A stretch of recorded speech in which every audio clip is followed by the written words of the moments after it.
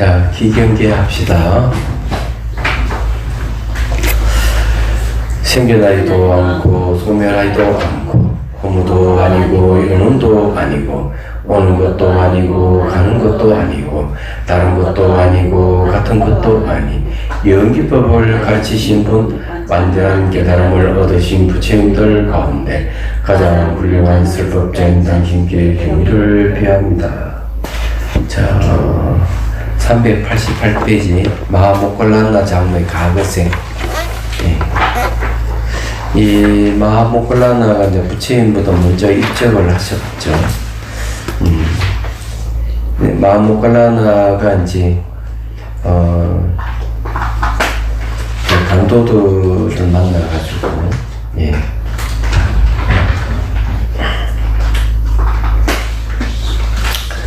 그 강도들에게 맞아가지고 뼈가 부서질 정도로 맞았죠. 그래서 이제 죽게 됐는데 그것도 왜 그래 됐느냐 하는 내용이 이제 나옵니다. 물론 이것도 이제 이교도들이 이제 부처님을 무너뜨리기 위한 계책으로 부처님이 상수 제자의 마하모콜란나를 죽이기로 작정을 하고 이 강도들을 매수해서 죽인 거죠. 자, 봅시다. 388페이지입니다. 먼 과거 어느 날 한 젊은이가 벼를 찧어 밥하는 동 모든 집안일을 직접 하면서 눈먼 부모를 복양하고 있었다. 어느 날 부모가 아들에게 말했다. 아들아, 너가 집안일을 하랴 숲에서 나무를 하랴 모든 일을 혼자 다 하려고 하면 너무 힘들지 않느냐? 우리가 아내가 될 만한 젊은 처녀를 구해보라. 어머니, 아버지 그럴 필요 없어요.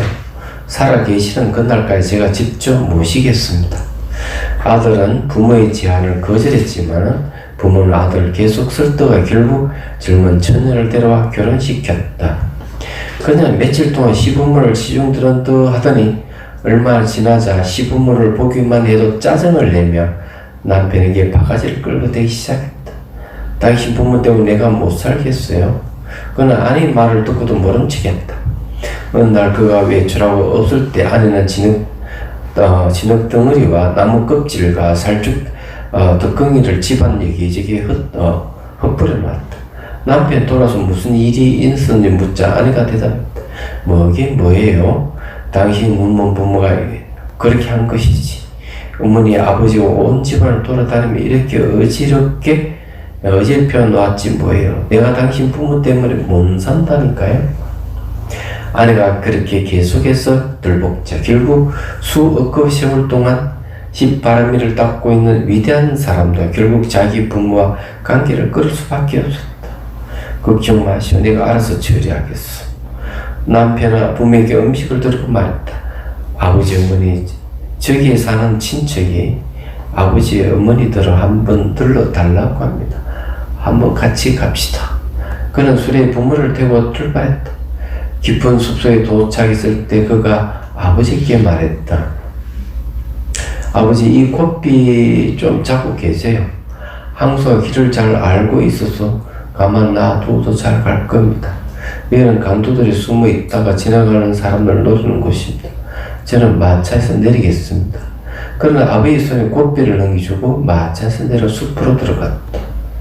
숲속에 들어간 그는 마침 강도들이 공격해 오는 것처럼 목소리를 점점 높이면서 소리를 지르기 시작했다. 어머니 아버지 이 소리를 듣고 강도들이 공격해 온다고 생각하고 아들에게 말했다. 아들아, 우리는 이제 살 만큼 살았다. 우리는 신경 쓰지 말고 너나 도망쳐서 목숨을 건져라.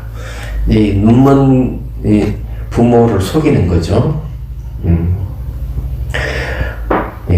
어머니와 아버지가 이렇게 아들을 걱정하며 외치자 그는 강도들처럼 외치면서 다가와 부모를 죽여 시체를 숲에 던져버린 뒤 집으로 돌아왔다. 그러니까 이 마하모콜란나 장로의 가거생에 부모를 죽인 이제 그래서 이 생에 와서 이제 강도들에게 죽임을 당하는 그런 가부를 받았네요.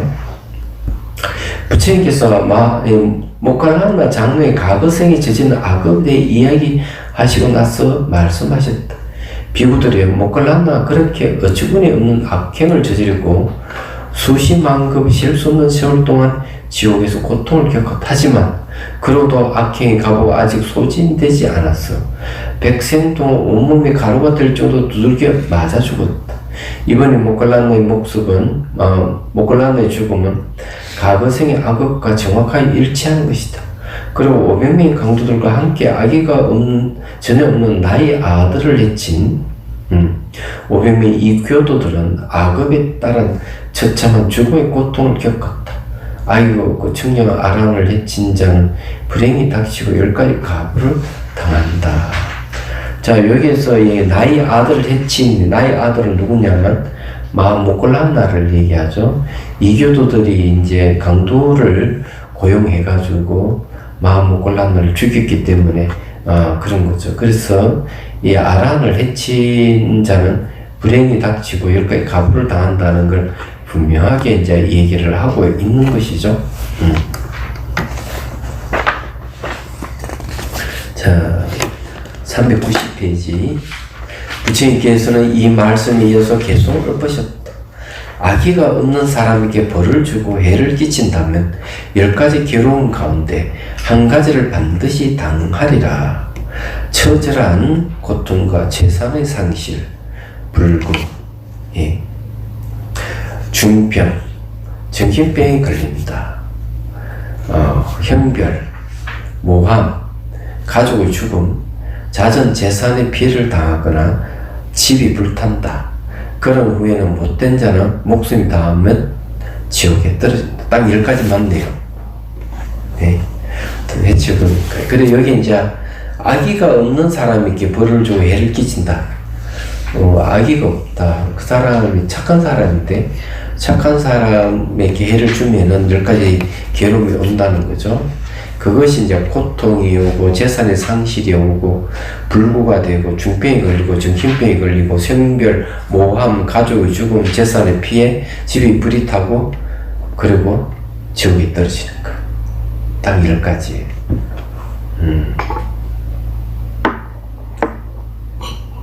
그럼 반대로 그러면은 악의가 있는 사람을 벌을 주고 죽인다면 어디 될까?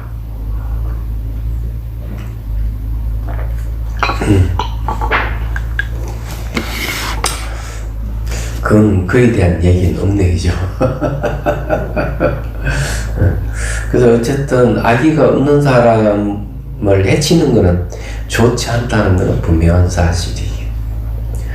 아무 이유도 없이 막 벌을 주고 막 괴롭히고 이러면 안 되는 거죠. 그래, 나는 착하게 살고 그렇게 사는데 왜 나를 이렇게 괴롭히느냐 이러면은 그는 전생의 가부하고 전생에 지은 그하고 관련이 있다 이렇게 생각을 하세요. 그리고 이제 가부를 받는다는 말은 무슨 말이냐 하면은 자기가 전생에 지은 죄업을 소멸하는 걸 얘기하는 겁니다. 가부를 받는다는 말은 그런 뜻이 있는 거예요. 그래서 이제 가부를 받는다는 게 결코 나쁜 일이 아니고 부채를 상환한 것이다 이렇게 생각하면은 그렇게 어렵지는 않을 것이다. 자, 8번째 얘기를 보죠. 많은 물건을 소유한 바오반디카 비구. 부처님께서 제타완나에 계실 때 많은 재산을 소유한 바오반디카 비구와 관련해서 개송 141번을 설하였다. 사와테에 사는 어떤 가장이 아내가 죽자 출가하여 비구가 되었다. 그는 혼자 사용하려고 부엌과 창고가 달린 화려한 꿀띠를 짓고 창고에는 버터, 기름, 꿀, 기름과 여러가지 식량들을 가득 채워놓았다. 그는 비유가 되었음에도 불구하고 옛날에 하인을 불러 자신이 좋아하는 음식을 요리하게 해서 먹고 탁발 나가지 않았다. 그는 또 많은 가사를 소유하고 있어서 낮에 입는 가사와 밤에 입는 가사가 달랐다. 그는 사원이 가까이서 그렇게 화려하게 살았다. 예. 그래 이분은 이제 출가하기 전에 제법 그 재산이 있었던 것 같아요. 그러니까 출가하고도 이제 그렇게 이제 살았던 것이죠.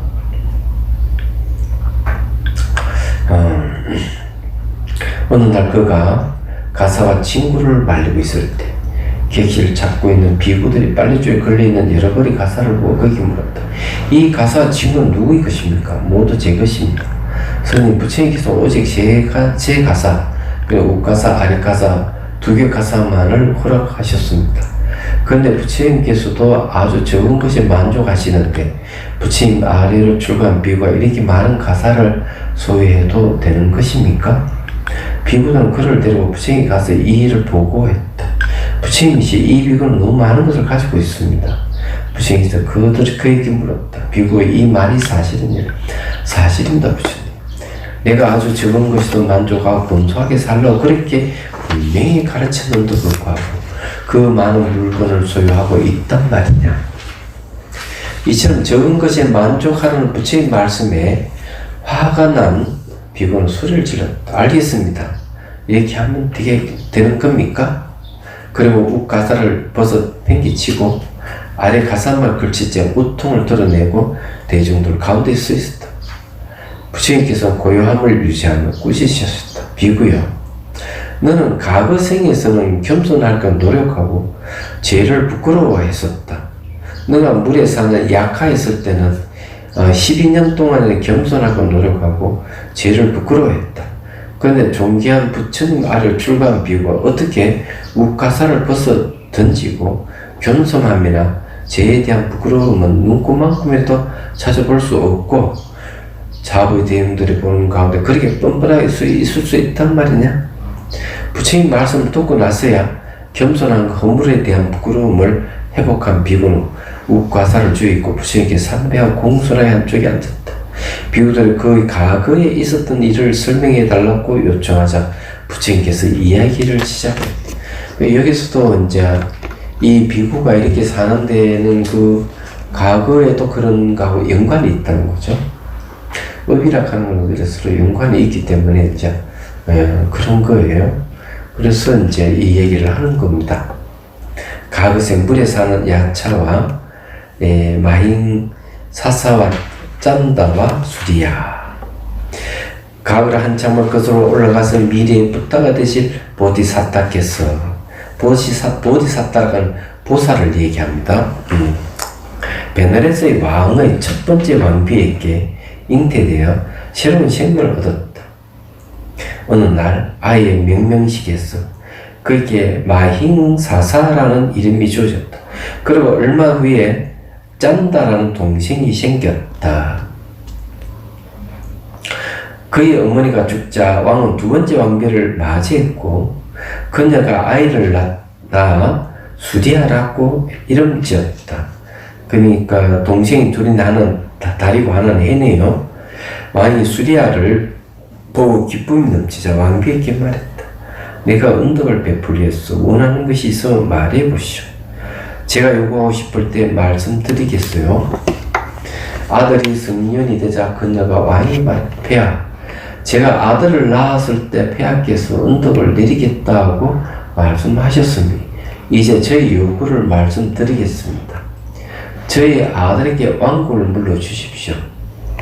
왕은 그녀의 요구를 거절했다. 나의 두 아들이 저렇게 활기차게 돌아다니고 있는데 어떻게 당신 아들에게 왕국을 물려주라는 말이요. 왕의 거절에도 불구하고 왕비에 끈질기게 요구했다. 왕은 왕비의 지독한 집착을 바라보며 생각하지 않겠다. 그녀가 나의 두 아들에게 해를 끼칠지도 모른다. 예, 그렇죠. 왕비니까 전처 소생의 아들을 죽일 수도 있겠죠. 왕은 두 아들을 불러 말했다. 아들들아, 수리아가 태어난 날 나는 왕비에게 상을 내리겠다고 말했답니다. 왕비는 그것을 구실로 그에게 왕국을 물려주라고 요구하고 있다. 왕비가 너에게 해를 끼칠까 두렵구나. 그러니 너희들은 숲으로 들어가 살다가 내가 죽으면 돌아와 왕국을 물려받아라. 왕은 두 아들을 숲으로 보냈다. 두 아들의 왕에게 인사하고 짐을 꾸려 궁전에 뜰을 가로질러 갔다. 그때 뜰에서 놀고 있던 수리아가 형들이 떠난 걸 보고 어디 가는지 물었다. 형들은 자신들이 떠나는 이유를 설명했다. 그러자 수리아도 형들을 따라서 나섰다. 히말라야에 도착하자 보디사타는 넓은 신장을 벗어나서 한 나무 밑에 앉아 수리아 왕자에게 말했다. 호수에 가서 목욕을 하고 물도 마시고 오면서 연휴에 물 좀 떠오너라. 이 호수는 4대 천왕 중에 한 명이자 야카들의 왕이 외사완나 천왕이 어떤 야카에게 준 것이었다. 외사완나 천왕이 그에게 호수를 주며 말했다. 이 호수에 들어선 사람은 모두 잡아먹어도 된다. 하지만 고귀한 법을 아는 사람은 잡아먹어서는 안 된다. 그때부터 이 물에 약한 호수에 들어온 사람 모두에게 고귀한 법에 대해 묻고 모르는 사람은 전부 잡아먹었다. 근심극행 전년놈 수레가 물에 들어서자 물에 약하가 이 약하라고 하는 건 아마 그 야차 같아요. 야차. 야차는 사람도 잡아먹어요. 그냥 귀신의 종류일 수도 있어요. 야차는요. 너는 고귀한 법이 무엇인지 아느냐? 해와 달이 고귀한 법이에요. 너는 고귀한 법이 무엇인지 모른다. 물이 약간은 그를 즉시 물속으로 끌고 들어가서 자기 집에 감금했다. 보디사타는 수레의 왕자가 돌아오지 않자 짠다를 보냈다. 짠다가 호수에 내려오자 물에 약하고 물었다. 너는 고귀한 법이 무엇인지 아느냐? 동서남북 사방이 고귀한 법입니다. 너도 고귀한 법이 무엇인지 모른다. 야카는 그도 물속을 끌고 가서 자기 집에 감금했다. 보디사타는 짠다 왕자마저 돌아오지 않자 무슨 일이 벌어졌다고 생각하고 즉시 호수로 달려갔다. 그는 두 사람의 발자국 호수 안으로 이어져 있는 걸 보고 결론했다. 이 호수는 물에 야카가 출몰하는 곳이다. 그는 칼을 허리에 차고 활을 들고 서서 기다렸다. 물에 야카는 그가 호수 안으로 들어오지 않자 나무꾼을 변장하고 가다가서 말했다. 친구의 그들은 긴 여행을 지쳐 보이는데 호수 안으로 들어가서 목욕도 하고 물도 마시고 연실을 따먹고 연꽃을 걷고 옷에 꽃이 거르는가. 보디사타는 그를 보고 즉시 약하는 것을 알아챘다.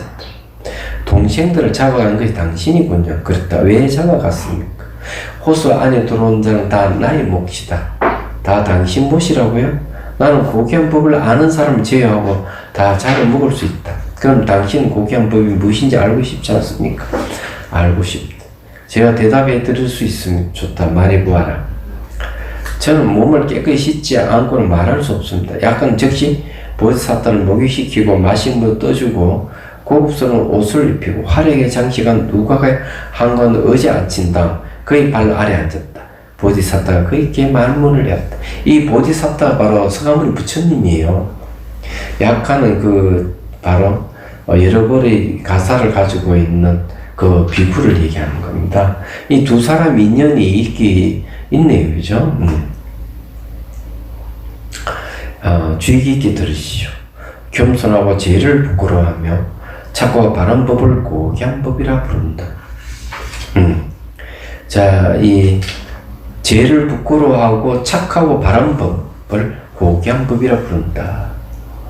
착하다고 하는 것은 남을 해치지 않는 걸 착하다고 하는 거예요. 자기에게 이익되지만 남에게도 이익되는 걸 착하다고 이러는 거죠. 또 바른 법이라고 얘기하는 것은 착한 것이 바로 남에게 이익을 주고 자기에게도 이익되는 것을 행할 때 그걸 바른 법이라고 얘기를 하는 겁니다. 예. 그리고 그걸 고귀한 법이라고 얘기하는. 왜 고귀한 법이라고 얘기하느냐? 모든 존재는 상호 의존에서 분리되어 있지 않기 때문에 당연히 남에게 베풀고 그에게 살아가는 것이기 때문에 그런 거예요. 남에게 해치지 않는다는 말이 그런 뜻이 담겨져 있는 겁니다.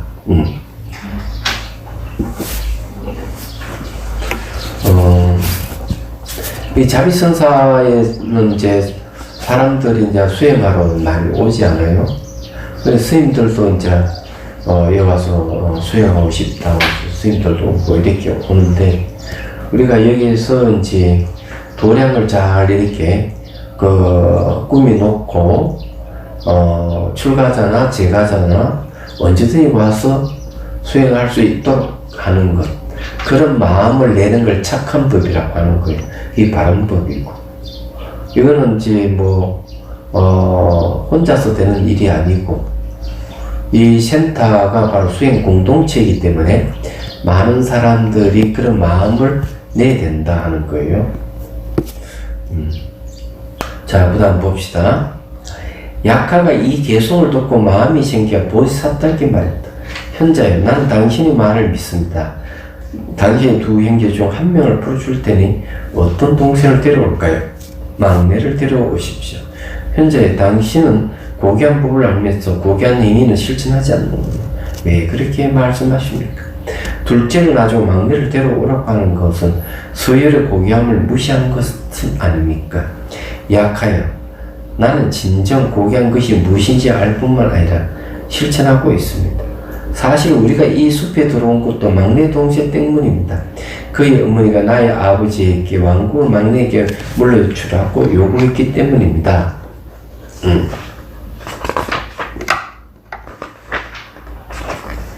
아버지는 그녀 요구를 들어주지 않고 우리 안전을 위해 숲에 들어가 머물라고 지시했습니다. 그런데 막내가 우리를 따라 나선 것입니다. 내가 돌아가서 어떤 약화가 그를 잡아먹었다라고 말하면 아무도 나를 믿지 않을 것입니다. 나는 비난받기가 두려워 아내를 데리고 오라고 한 것입니다. 약화가 보이사토의 말을 믿고 말했다. 좋습니다, 현자여. 당신 진정 고귀한 법이 무엇인지 알고 있습니다. 약화는 그렇게 말하고 두 형제를 들어와 보이사토에게 넘겨주었다. 보이사토는 그에게 약화로 사는 삶이 불행을 초래한다는 것을 본문하고 오개를 쭉 지키게 했다. 그는 개를 받게 한 거죠.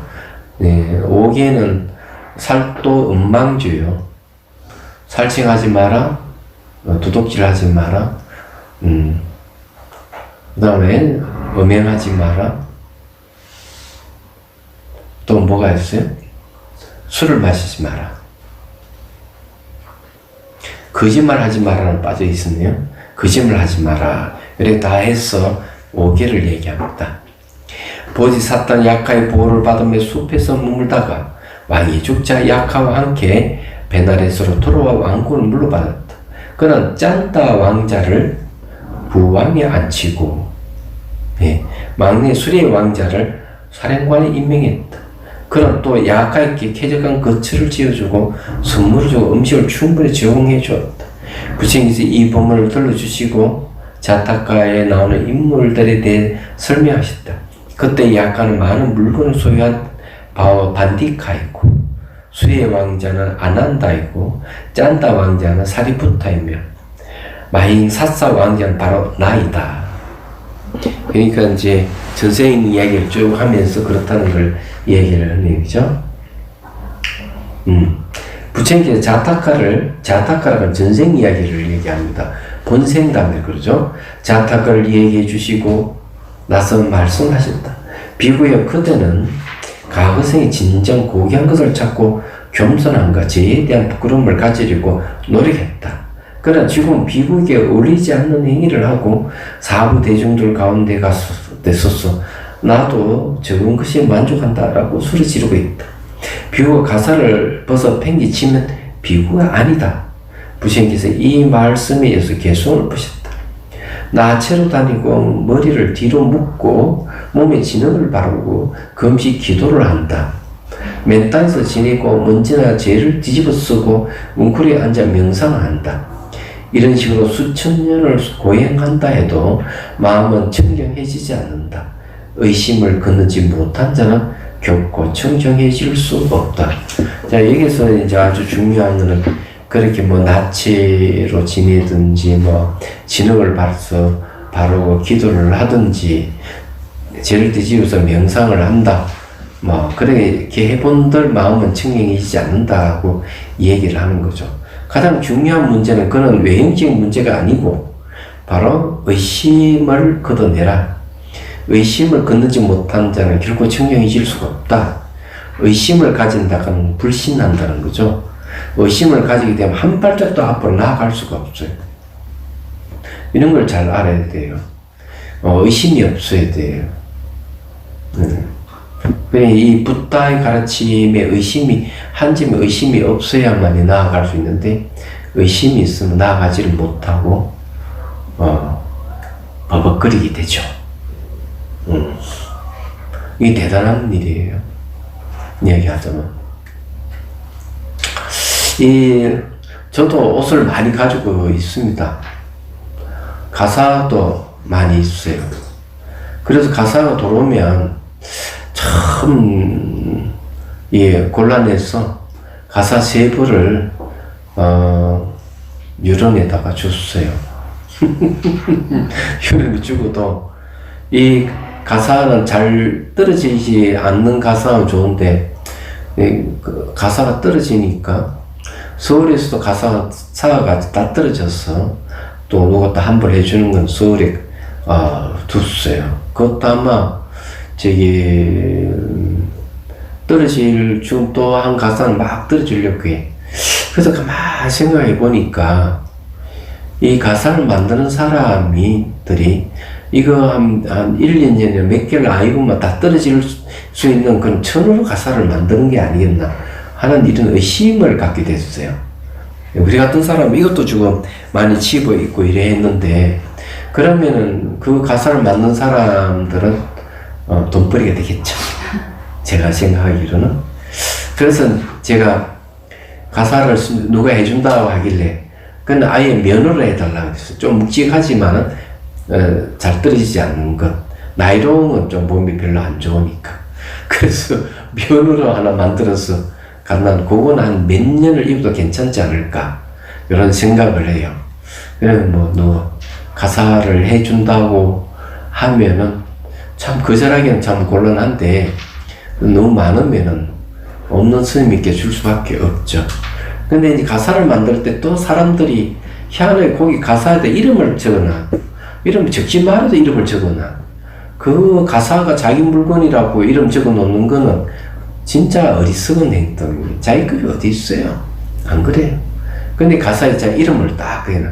가사 만드는 사람들이 이 문제가 좀 많다. 이런 생각. 가사를 만들 때는 이름을 쓰지 말아야 된다. 이야기하잖아. 무슨 가사에 그 이름을 적어가지고 마치 그 물건 소유하겠구만. 그런 것은 옳지 않다. 예. 그렇게 이제 말씀드릴 수 있는 거고.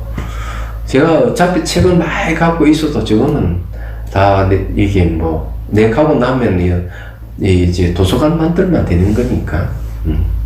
책은 소유할 수 있는 그 외에도 승복이 엄청 많아요. 솔직히 얘기하면.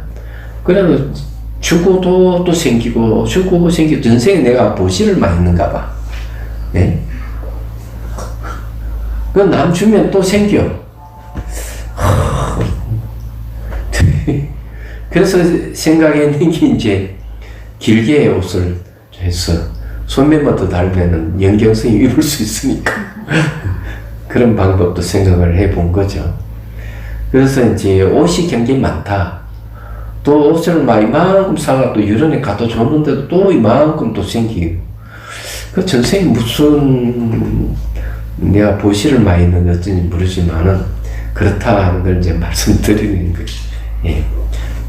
가사하고 성도 또 다르니까. 근데 이제 아주 중요한 얘기를 했네요. 자, 명상을 하고 또 공부를 하도록 합시다.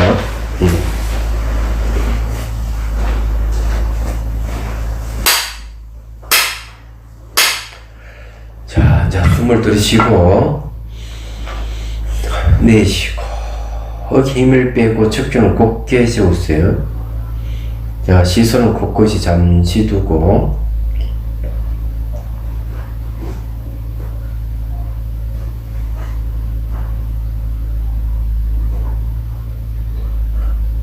자, 가슴에 하얀 용꽃봉우리가 쭉 솟아서 정수리 활짝 피는 걸 상상하십시오. 자, 그 위에 치해와 자비의 형상화인 관자재보살이 미소를 띠고 앉아있다고 상상하고, 자, 오른손에 들고 있는 감로수를 머리 쭉 부주는 상상하십시오. 이 미시가 떠오르지 않으면 샤워기를 상상해서 물을 부주면 돼요. 그 물을 감로수라고 생각하고요. 물을 부어 주십시오. 그래서 물은 손가락, 발가락 쭉 흘러나가도록 하면서 물을 부으면은 그 물이 몸에 접촉했을 때 몸이 반응하게 되면 반드시 감정과 생각이 일어날 거예요. 안 일어나면은 더 좋고요. 일어나도 상관이 없어요. 그래서 몸의 현상이든 마음의 현상이든 어떻게 바뀌어가는가 그 변화를 잘 지켜보는 게 중요합니다. 그래 이제 지혜가 생기는 거니까요. 자, 9번째 얘기에 들어가겠습니다. 애인의 죽음에 충격받은 산따띠 장관. 자, 398페이지입니다. 부처님께서 제타완나에 계실 때 산따띠 장관과 관련해서 개송 142번을 쓰라셨다. 어느 날 산따띠는 파시나디 왕이 다스리는 코살라국의 국경 지방에 일어난 반란을 진압하고 개선했다. 왕은 너무나 기뻐서 그에게 일주일간 왕국을 넘겨주고 춤추고 노래하는 한 무의를 보내 그를 흥겹게 했다.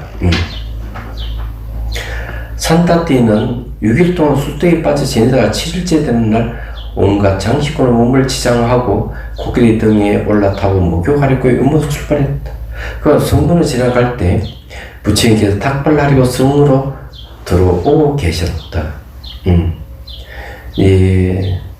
이 산따띠는 이제 성 밖으로 나가고 부처님께서 성 안으로 들어오고 그러신데요. 그는 코끼리 등에 올라탄 채로 부처님께 고기를 끄덕여서 인사를 대신하고 지나갔다. 부처님께서 그를 보고 미소를 짓다. 부처님이시여 왜 미소를 짓습니까? 아난다 장로 주자 부처님께서 그 이유를 설명하셨다.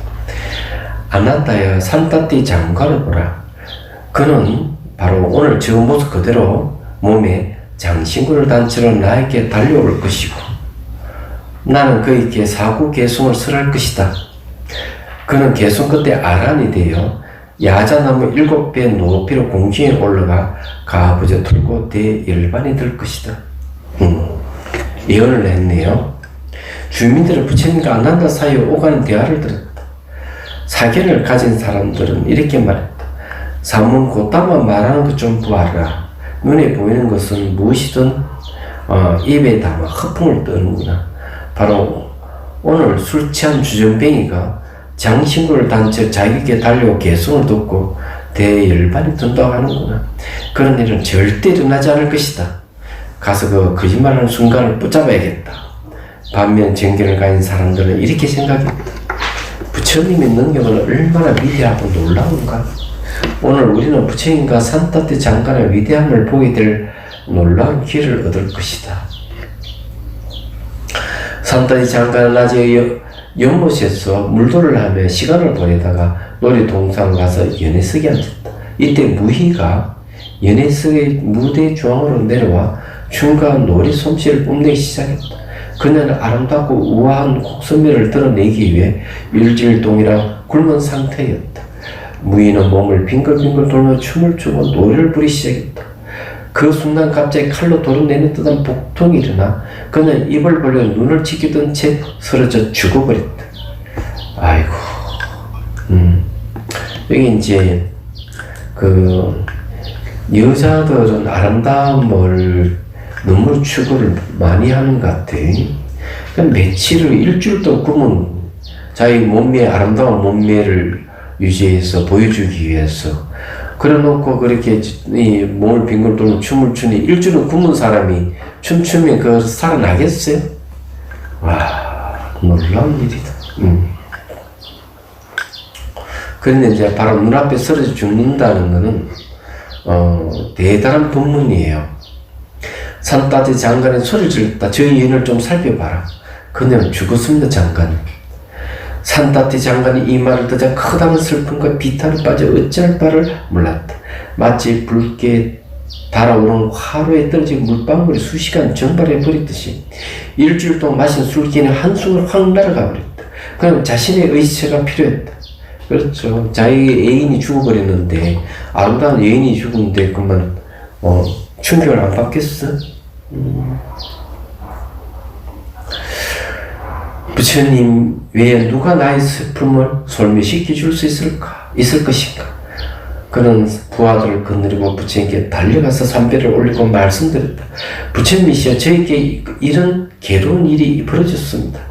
부처님께서 저희 괴로움을 소멸시켜 주십시오. 저희 의지처가 되어 주십시오. 그대는 그대의 괴로움을 소멸시킬 수 있는 유일한 사람에게 왔다.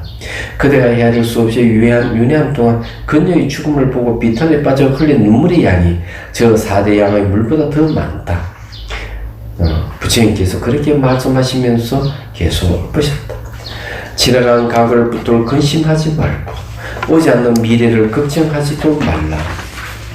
지금 이 순간도 마음이 먹는 바가 없다면 그대는 평화롭게 살아가리라. 이는 굉장한 개송입니다.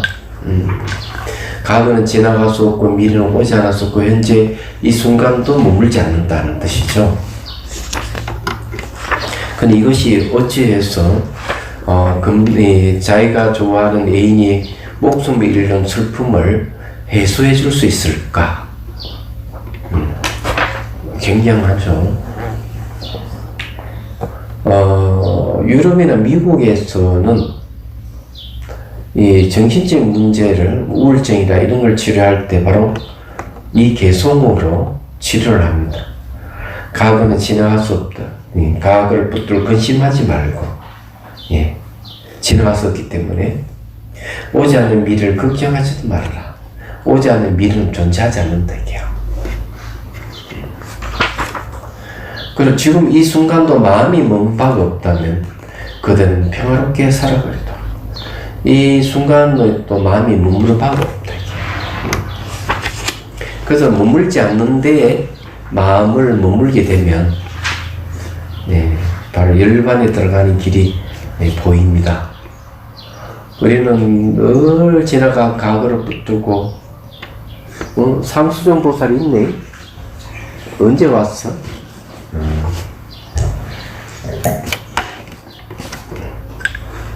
그걸 열심히 들어야지. 과거는 지나가서 없는데도 불구하고 과거에 매여 살고, 미래는 오지 않아서 없는데도 불구하고 미래에 대한 불안감을 드러내는 게 우리 현실이에요. 그냥 과거와 미래가 있다고 생각을 하는 거예요, 사람들이. 그래 현재도 있고, 그래서 이 과거, 현재, 미래가 다 있다고 생각하니 지나간 과거의 붙들고 놓지 못하는 경우 많고 미래를 붙들고 놓지 못하는 경우 너무 많아요. 특히 여자들은 과거에 많이 매이고 남자들은 미래에 마음을 많이 뺏겨요. 그래서 이 거사들이 정년퇴임을 하거나 직장을 그만두거나 이렇게 할 때 굉장히 위험해요. 그때 되면은 퇴직금을 뭐 다른 사업을 하다가 망해버리거나 사기꾼에 틀려버리거나 그런 사례가 많아요. 그렇지 않으면은 그냥 병이 나가 병원 입원하거나 그러죠. 현명한 거사들은 어떻게 하는가 하면 퇴임하면은 뭐 먼저 들어간다 여행부터 떠나요. 자기 마음을 추스리기 위해서 여행을 떠나고 그 다음에 이제 명상을 즐기거나 그렇게 이제 하죠. 근데 그렇지 않는 사람은 대개 이제 여행과 골프 치러 다니거나 그렇게. 근데 결과서는 자기의 내면을 둘 다 봐야 되지 않나 이렇게 생각을 합니다. 그래서 이제 이 얘기를 하자면 그런 거예요. 과거와 미래가 없다면 현재도 없는 거예요. 그럼 과거, 현재, 미래의 속박에서 벗어나서 자유로운 거죠. 그래서 이런 것을 이제 계속 수행을 해서 체험을 해야 돼요. 그래서 이제 유럽이나 미국의 명상센터에는 우울증 걸리거나 정신적인 문제가 있는 사람들은 대개 이 개송을 가지고 치료를 합니다. 굉장한 효과를 갖고 있습니다. 이거는 그대로 이제 수행에 응용되는 것이기 때문에 여러분들 기억해 둘 필요가 있어요. 이 개송 끝에 산타떼 장관은 사무예를 갖춘 아란이 되었다. 그는 자신의 수명을 살펴보고 얼마 남지 않았다는 것을 알고 부처님께 말씀드렸다. 부처님이시여 대열반에 들도록 허락해 주십시오. 부처님께서 산따뜻의 과거 생에 지은 공덕을 알고 계셨지만 주변에 모인 사람들을 생각하지 않을 수 없다. 내가 거짓말하는 순간을 포착하려고 모인 이교도들의 의도는 실패로 끝날 것이다. 부다와 산따뜻의 위대함을 보려고 모인 정견을 가진 사람들이 산따뜻의 과거 생에 지은 공덕을 얘기하는 것을 들으면 산보에 대한 신심이 증가할 것이다. 부처님께서 산따뜻의 장가르게 말씀하셨다. 그러면 야자나무 7배 높이 공중을 올라가서 그대가 과거생에 지은 공덕을 자세히 이야기한 다음에 대열반에 들도록 하여라. 아란이 되면 벌써 6가지 신통을 갖추게 되죠. 그래서 벌써 과거생을 알게 되는 겁니다. 그렇게 하겠습니다. 그는 부처님께 삼배를 올리고 야자나무 높이로 올라갔다가 내려와서 다시 부처님께 삼배를 올리고 나서 야자나무 7배 높이로 올라가 공중에서 가부좌 풀고 앉아서 말했다. 부처님이시여 제가 과거생에 지은 공덕에 대해 말씀드릴 테니 잘 들으십시오. 이걸 왜 이제 이렇게 하는가 하면은 바로 이제 부처님께서 이 산따뜻 장관의 전생은 다 알고 있지만 직접 본인이 공덕을 말하게 함으로 해서 정견을 가진 신자들에게 신심을 일으키게 하기 위해서 그런 것이죠. 사견을 가지고 있는 자에게 삿된 견을 버리게 하기 위해서 하는 방법이에요. 산따뜻 장관의 과거생 전법 사와 왕. 저는 91대급 전에 이빠시 부처님이 세상에 출현하셨을 때 반도 마띠 도시에 태어났습니다. 제가 성년이 되자 이런 생각이 떠올랐습니다. 사람들을 가난과 괴로움에서 벗어나게 해주려면 어떻게 해야 하나, 이런 생각하고 있을 때 어떤 사람들이 법을 전하면서 돌아다니는 것을 보았습니다. 그때부터 법을 전하는 일을 하기 시작했습니다. 저는 사람들이 공덕을 짓도록 권하고 제 자신도 공덕을 쌓았습니다. 근데 이제 그 법을 이렇게 전하면 본인도 그렇게 했다는 거죠. 법을 전하게 되면, 법을 쓰라게 되고 전법 활동을 하게 되면은 현자 오복경에서 얘기한 대로 5가지 복을 얻게 됩니다.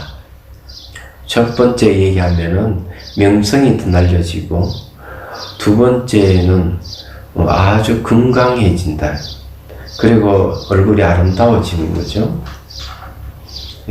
재산이 많이 모입니다. 그리고 수명이 연장이 오래 살게 됩니다. 현자 오복경이 나오는 얘기예요. 저도 태어나기 아주 몸이 약하게 태어났기 때문에 어릴 때라 보면은, 어릴 때는 좀 지나서 청년 시기에는 되게 몸져 누워 있는 경우가 많았어요. 힘이 없었어. 그렇지만 이제 출가를 해서도 그런 현상이 생겼지만 늘 불법 공부를 하고 수행을 함으로 해서 건강을 회복했을 뿐만 아니라 지금은 그때보다 더 건강합니다. 어떻게 보면은. 그래서 이 법을 늘 공부하고 법을 전하는 일을 하게 되면은 그렇다는 거죠. 이분도 이 산따띠도 바로 그렇게 된 거죠. 자, 그래서 우파사타 제1에는 8개를 받아지는 우파사타라는 포사라는 날이에요. 포사는 날에 8개를 받아 지닌 공양을 올리고 법문을 들었습니다. 저는 돌아다니면서 사람들이 이렇게 말했습니다. 불법성 삼보에 부응하는 본물은 없습니다. 그러니 삼보에 기의하십시오. 삼보에 기의한다 하는 것은 일심, 자기 마음이 불법성 삼보이기 때문에 삼보에 기의한다 하는 건 마음의 영역으로 들어가서 결국 그 삼보의 근원인 열반을 얻을 수가 있습니다. 이때 부처님의 아버지인 반도 마띠왕이 나의 목소리를 듣고 불러서 물었습니다. 친구야, 그들은 무슨 일을 하며 돌아다니시오? 폐하, 저는 불법성 삼보의 공덕을 찬탄하고 주민들에게 공덕을 지으라고 권하며 돌아다닙니다. 복덕은 물질적인 것이라면 공덕은 정신적인 것입니다. 과거는 지나갈 수 없고 미래는 오지 않을 수 현재 머물지 않는다. 이런 법이죠. 이런 것을 말하면, 이런 법을 전하고 하면 그런 공덕이 되는 거예요. 그렇지만 물질적인 걸 남에게 베풀고 하면 복덕이 되는 겁니다. 공덕과 복덕을 같이 보는 경우도 있긴 있어요. 물 타고 돌아다니시오. 저는 튼튼한 두 다리로 돌아다닙니다. 친구의 그대 같은 사람이 그렇게 돌아다니면 어울리지 않소. 이 꽃다발을 장식하고 말을 타고 다니시오. 왕은 저에게 진주 목걸이 같은 꽃다발과 말 한 마리를 하사했습니다. 왕이 상을 내린 후에도 저는 전전을 법을 전하고 돌아다녔습니다. 그러자 왕이 다시 불러 물어봤습니다. 친구 지금 무슨 일을 하며 돌아다니시오? 전과 똑같은 일을 하며 돌아다니고 있습니다. 폐하. 친구의 그대에게 말은 충분하지 않죠. 이것을 타고 다니시오. 왕은 저에게 네 필의 말이 끄는 마차를 하사했습니다. 세 번째로 왕이 저희 목소리를 듣고 불러서 물었습니다. 친구의 지금 무슨 일을 하며 돌아다니십니까? 전과 같습니다. 폐하. 친구여 마차로 충분하지 않소. 왕은 저에게 많은 재성과 찬란한 보석과 한 마리 코끼리를 하사했습니다. 자, 여기서 전법생활, 전법 활동한다고 하는 게, 재산이 많이 생긴다 그랬죠. 재산이 생겼지 않습니까? 틀림없죠. 그래서 저는 보석을 달고 코끼리 등에 올라앉아 8만 년을 돌아다니며 공덕을 짓고 법을 전했습니다. 그 당시에 저희 몸에서는 전당향의 향기가 나고 입에서는 연꽃의 향기가 흘러나왔습니다. 이것이 제가 가거생에 지은 공덕입니다. 그 자비수관 하시는 분 중에는 입에서 달콤한 향기가 나는 분들이 있죠. 이분 연꽃 향기가 입에서 난다고 했죠. 법을 늘 쓰라고 했으니까 법을 쓰라게 되면 그 법문을 자기 귀로 듣게 되는 거죠. 과거는 지나갈 수 없고 미래는 오지 않은 현재는 머물지 않는다 하는 이 법을 얘기하면 남들은 그 소리를 듣고 마음의 집착을 버리겠지만 본인이 이야기한 것은 본인이 귀로 듣기 때문에 자기도 그 법을 듣게 돼요. 자기가 말한 법을 자기가 듣기 때문에 정신적인 성숙이 일어나는 겁니다. 정신 성숙이 일어나면 몸에 변화가 생기면서 입에서 연꽃 향기 같은, 몸에서 전당향 같은 향기가 날 수가 있습니다. 어떨 때는 법문을 하게 되면 제가 그런 것을 한번 듣게 됐는데 저게 되고 강주에 가면은 그 원효상거든 가서 법문을 했는데 내 몸에서 향기가 난다고 얘기한 분이 있었어요. 정말 향기가 나 맡아보니까 향기 나긴 나더라고요. 한 번 있었어요 그런 일이. 자 봅시다. 산따띠 장가는 과거생이 지은 공덕에 대해 이야기하고 나서 공중에서 가부좌 툴관자 불가시나를 대상으로 화강산매에 들어 대열반을 실현하였다. 이때 그의 몸에서 불꽃이 일어나 피와 살을 다 태우고 사리가 사슴이 꽃처럼 떨어져 내렸다. 부처님께서 하얀 천을 불쳐 사리를 받아 사람들이 많이 다니는 사거리에 전시했다가 탑을 세워 안치하라고 말씀하셨다. 화강산매는 이제 야라한테 화강산매를 스스로 몸에 불이 일어나서 몸을 태우죠. 손을 갖다 대면 손은 뜨겁지 않다고 얘기를 합니다. 부처님도 그렇게 입적하셨고, 마하가섭도 그렇게 입적하셨고, 그리고 아난존자도 그렇게 입적하셨고, 역대의 그런 큰 스님들은 부처님은 전부 다 이 화강산매로 이렇게 입적하신 경우 많아요. 이 사례에 참배하면 많은 공덕을 얻을 것이다. 비구들의 법당에 모여 얘기를 나눴다. 산따띠 장가는 개송 끝에 아란이 되었고 보석을 장식한 화려한 속이는 옷을 입고 공중에 올라가 대열반이 들었다. 그러면 그를 산문이라고 불러야 하는가 아니면 바람문이라고 불러야 하는가? 이때 부처님께서 들어와 비구들에게 물으셨다. 그들은 여기에 함께 무슨 얘기를 나누고 있었는가? 비구들이 대답하자 부처님께서 말씀하셨다. 비구들이여 나의 아들을 산문이라고 불러도 좋고 바람문이라고 불러도 좋다. 이 산따띠는 당신의 아들이라고 해요. 이 아들이라는 말은 왜 이런 말을 하는가 하면은 이 법문을 듣는 자는 나의 입에서 태어난 자, 나의 법을 상속 받는 자 이렇게 얘기합니다. 나의 입에서 태어난 그래 부처의 입에서 태어난 자 아들 맞죠? 그래서 아들이라고 하는 것은 어떤 육체적인 어떤 그런 아들을 얘기하는 게 아니라 법의 아들을 얘기를 하는 겁니다. 이걸 이렇게 잘 이해를 하셔야 돼요. 부처님께서는 이렇게 말씀하시면서 개성을 읊으셨다. 화려하게 치장했더라도 내면은 평화롭고 고요하며 강간을 잘 다스려 흔들림이 없고 도를 얻어 청정하며 살아있는 생명을 해치지 않고 조화롭게 살아간다면 그런 바람문이자 사문이며 비구이다. 강간을 잘 다스린다는 것은 알아차림을 잘 해야 된다. 염처경에 보면 신수신법, 몸의 영역에서 몸을 알아차리고 감각의 영역에서 감각을 알아차리고 마음의 영역에서 마음을 알아차리고 법의 영역에서 법을 알아차리는 염칸을 알아차리는 이걸 통해서 열반에 들어간다. 알아차림 하나로 슬픔과 비탄에서 벗어난다고 이 얘기를 하고 있죠. 근데 감각을 다스리는 것은 알아차림을 해야 된다. 대상에 반응하는 내 느낌, 감정, 생각을 알아차릴 때 감각을 다스린다. 대상에 반응하는 내 감정, 대상에 반응하는 느낌, 대상에 반응하는 생각. 우리는 항상 대상을 인식하게 되면은 그게 반응을 해서 감각이 일어나고 감정이 일어나고 생각이 일어나기 때문에 그걸 잘 알아차리도록 해야 된다. 어떻게 알아차리냐? 과거는 감각이나 감정, 생각은 과거는 지나갈 수 없고 미래의 감각과 미래의 감정과 미래의 생각은 오지 않을 수 없고 현재의 감각과 현재의 감정과 현재의 생각도 머물지 않는다. 이렇게 이제 알아차려야 된다 이거죠.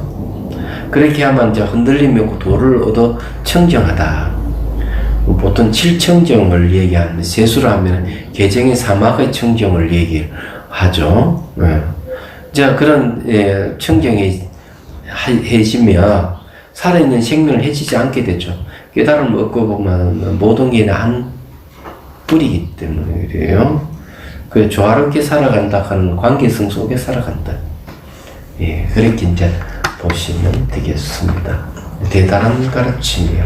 자, 오늘 여기까지 하겠습니다. 질문 있으면 하세요.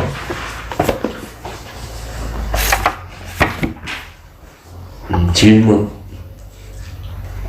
개인적인 거 얘기해도 돼요? 응? 개인적인 거 얘기해도 됩니까? 개인적인 예. 하나의 생각이 이렇게 딱 일어나잖아요. 그러면 그 생각에 대해서 꼬리에 꼬리를 물고 자꾸 일어나잖아요. 네. 생각이 꼬리꼬리에 이제 일어나는, 이어지는 건 염연기라고 해요. 물든, 번뇌에 물이 들어있기 때문에. 번뇌에 물 들어있기 때문에 마음이 언제든 생각이 일어나면 그래 꼬리 물고 계속 일어나는 거예요. 그래서 그걸 멈추게 하려고 그러면은, 억지의 힘으로 되는 일이 아니기 때문에, 생각이 꼬리꼬리 일어난다 하는 거는 지나간 생각 안 돌아온다는 걸 확인하셔야 돼요. 미래 생각 오지 않아서 없다는 거. 현재 생각도 아무리 꼬리를 물고도 머물지 않는다는 것.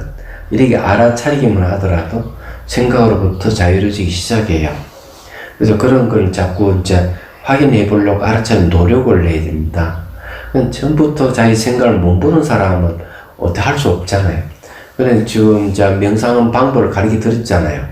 그 방법 계속 물을 부어주면서 변화를 관찰하는 훈련을 계속 하다 보면 어떤 순간 생각에 꼬리 물고 일어나는 것도 사물보도 볼 수가 있고 그때서야 지나가 안 돌아온다는 거 확인하고 미래는 오지 않아서 없다는 거 확인하고 현재도 머물지 않는다는 거 흔적을 남기지 않는다는 걸 확인하셔야 돼요. 그렇게 하면 지혜가 생기면서 그렇게 알고 있으면 어떤 생각이 일어나더라도 생각으로부터 자유로워진다. 근데 딱 그 순간에 생각에 꼬리를 무는 거를 계속 보는 순간 응모소주 이생기심, 응모소주 이생기심이라는 생각이 딱 떠오르더라고요. 그러면서 그 꼬리를 무는 생각이 딱 끊어지는. 응무소주 이생기심이라 하는 거는 그 머물지 말고 그 마음을 내라는 얘기. 어떤 대상에도 머물지 말고 마음을 내라는 얘기. 근데 보시할 때 그렇게 많이 하죠. 내가 남에게 베풀 때에도 머물지 않는다. 상에 머물지 않고 베푼다는 거지. 그러니까 보시하는 거는 마음을 낸다는 거고. 그럼 대상이 어떤 것에 머물지 않고 상에 머물지 않고 베푸는 것. 그래서 이제 그런 것이 이제 뭐 물질적인 것만 그렇겠어요. 정신적인 것도 그렇고 모든 건 마찬가지다. 머물지 않고 마음을 내는 게 중요하죠. 일상생활은 그렇게 해야 되겠죠. 과거는 지나갈 수고 미래는 어제는 수 없기 때문에 현재도 머물지 않기 때문에 그런 걸 잘 알고 베풀면은 머물지 않으면서 상이 머물지 않으면서 베푸는 게 되겠지. 그렇게 하세요. 네.